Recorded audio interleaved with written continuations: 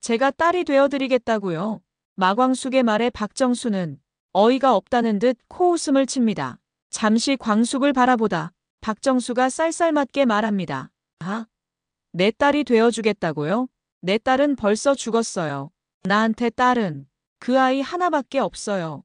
다른 사람으로 채워질 자리는 없다고요. 그대 같은 사람이 내 딸을 대신할 수는 더더욱 없을 겁니다. 박정수의 말에는 깊은 상처가 묻어납니다. 마광숙은 잠시 말이 막히지만 이내 꾹 참으며 고개를 끄덕이고는 알아요. 여사님한텐 그 딸이 전부였단 거. 하지만 그래도요. 혹시라도 도움이 필요하시면 저한테 연락 주세요. 제 연락처예요. 광숙이 조심스레 자신의 명함을 내밉니다. 작은 종이에 적힌 전화번호. 두 손으로 곱게 펴서 박정수 앞에 놓습니다. 박정수는 광숙을 똑바로 바라봅니다. 그 눈빛에는 의심, 거리낌, 그리고 말하지 못한 어떤 감정들이 복잡하게 섞여 있는 것 같았습니다. 마광숙은 허리를 굽혀 인사하고는 일어섭니다. 그럼 전 이만 가볼게요. 음식 꼭 한번 드셔보세요. 자리에서 일어나는 광숙의 뒷모습은 결연하면서도 따뜻합니다. 현관문이 딸깍 닫히고 한참 뒤 박정수는 조심스레 명함을 집어듭니다. 그리고 그것을 가슴 안주머니에 넣는데요. 박정수는 천천히 눈을 감으며 작은 한숨을 내쉽니다.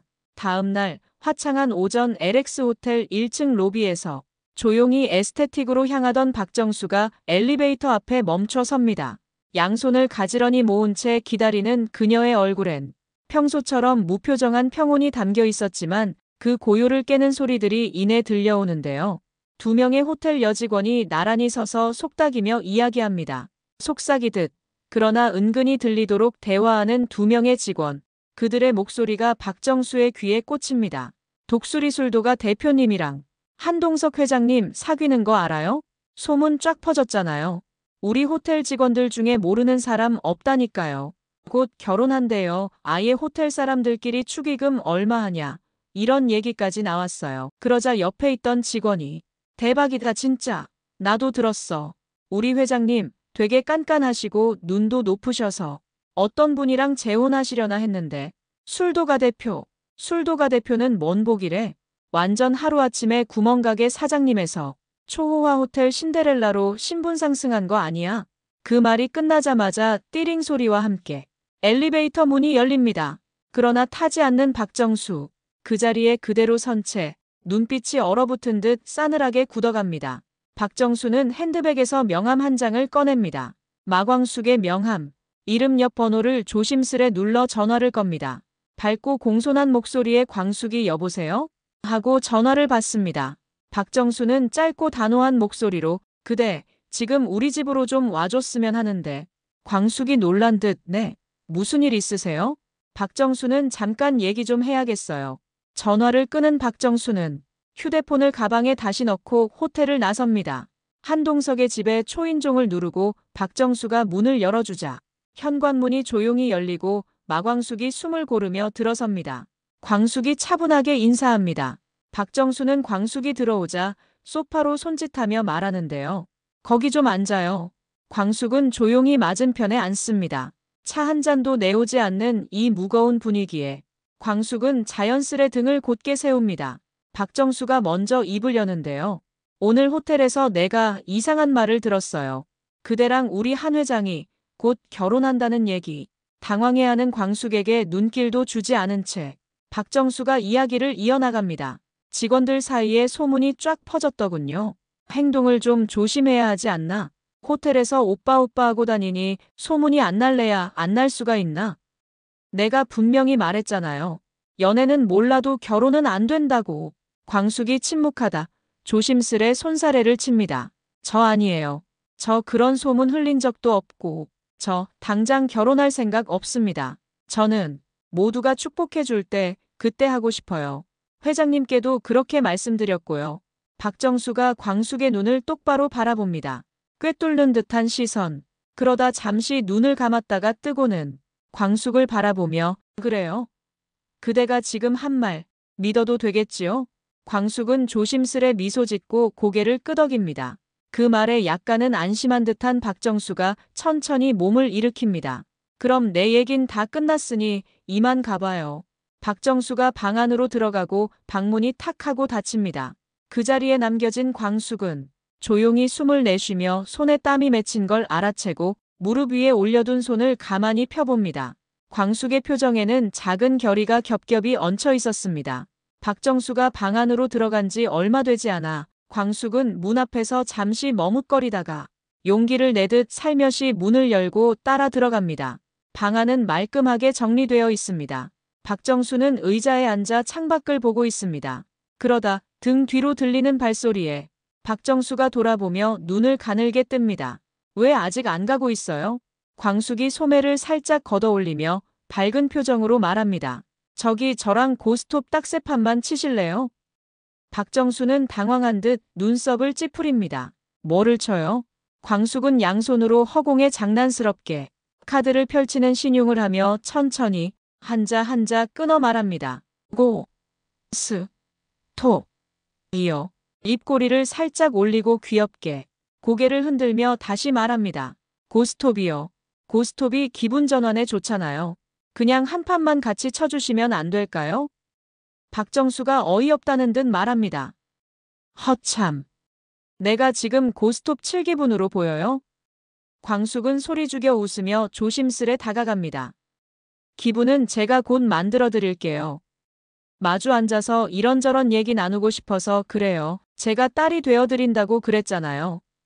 딸이랑 오랜만에 그냥 재밌게 한 판, 아니 딱 세 판만요.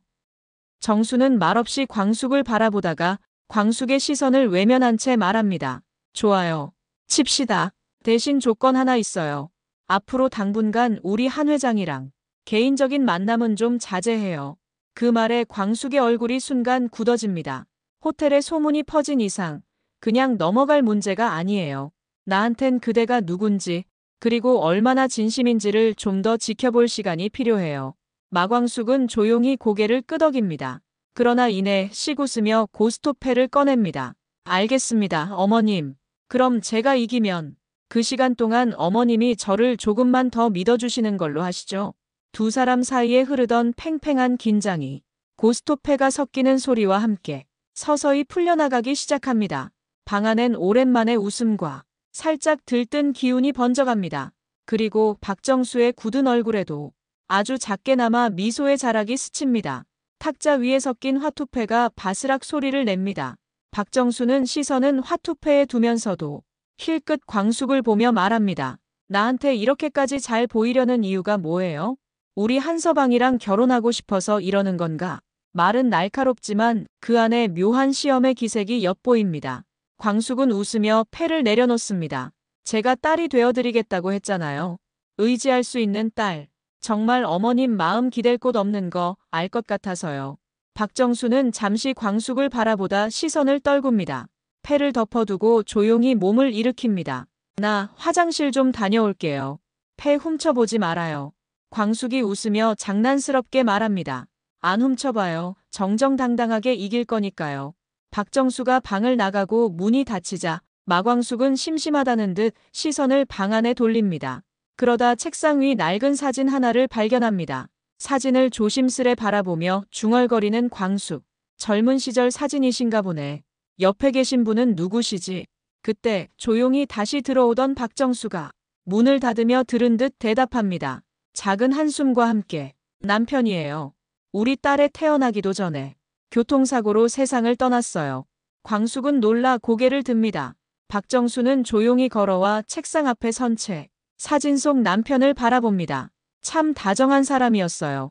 입만 열면 나보고 예쁘다, 사랑한다. 지금 생각하면 어떻게 그렇게 입에 붙었는지 몰라. 박정수의 목소리엔 오래된 사랑을 회상하는 그리움이 촉촉히 배어 있습니다. 잠시 방 안은 고요에 잠깁니다. 그 정적을 깨듯 마광숙이 분위기를 돌립니다. 광숙이 장난스럽게 눈을 반짝이며 말합니다. 그나저나 어머님, 회장님이랑 있었던 재미있는 일화 하나 들려드릴까요? 박정수가 눈썹을 살짝 치켜듭니다. 또 뭔 엉뚱한 얘긴데요? 광숙이 키득키득 웃으며 말합니다. 저희 막걸리 장광주 있잖아요. 처음 호텔 납품하게 됐을 때 일이에요. 저희 엄마가 감사하다고 집에서 애지중지하던 조선백자를 들고 한동석 회장님에게 로비를 하러 가셨다니까요. 조선백자를? 박정수가 의아해하며 묻자 광숙이 네. 아버지가 예전에 친구분한테 빌려준 돈 대신 받아온 거라면서 엄마가 진짜 몇십 년간 품에 안고 다니던 거였어요. 이사할 때마다 그건 이삿짐 센터에 못 맡긴다고 직접 들고 다니셨다니까요. 박정수가 흥미롭다는 듯 미소를 머금습니다. 근데요, 그 백자를 회장님께 드리겠다고 꺼냈는데 회장님은 정색하시면서 이런 거 못 받는다고 하시고 엄마는 감사 표현은 해야 한다고 우기고 광숙은 고개를 절레절레 흔들며 손을 내젓습니다. 그러다가 그 백자가 땅에 떨어져서 깨져버렸지 뭐예요? 박정수가 입을 가리며 말합니다. 에구, 정말?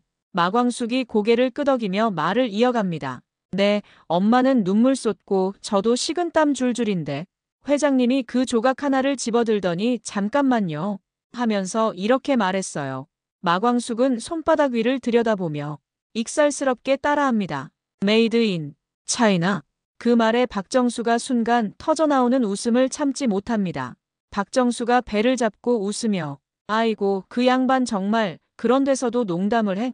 둘 다 웃느라 한동안은 고스톱 치는 걸 잊어버리고 마는데요. 하지만 박정수의 얼굴이 문득 멈춰섭니다. 그러다 박정수가 다시 진지한 표정으로 묻습니다. 잠깐 방금 조선백자라고 했나? 혹시 어떤 그림이 그려진 거였어요? 광숙이 예상치 못한 질문에 당황한 듯 하다가 말합니다. 푸른 물결 위에 하기 한 마리, 그 옆엔 매화 한 송이였던가. 엄마 말로는 아주 희귀한 그림이라던데요. 박정수는 얼굴에서 미묘한 놀라움을 감추지 못합니다. 우리 남편이 예전에 친한 친구한테 돈을 좀 빌렸는데 우리가 그걸 못 갚을 형편이었어요. 근데 그 친구가 우리 집에 와선 값싼 도자기 하나만 있으면 된다며 가져간 게 있었는데 박정수가 멍하니 허공을 응시하다가 천천히 마광숙을 바라봅니다. 혹시 그 백자 우리 집 거였던 건 아닐까요? 두 사람의 눈이 마주칩니다.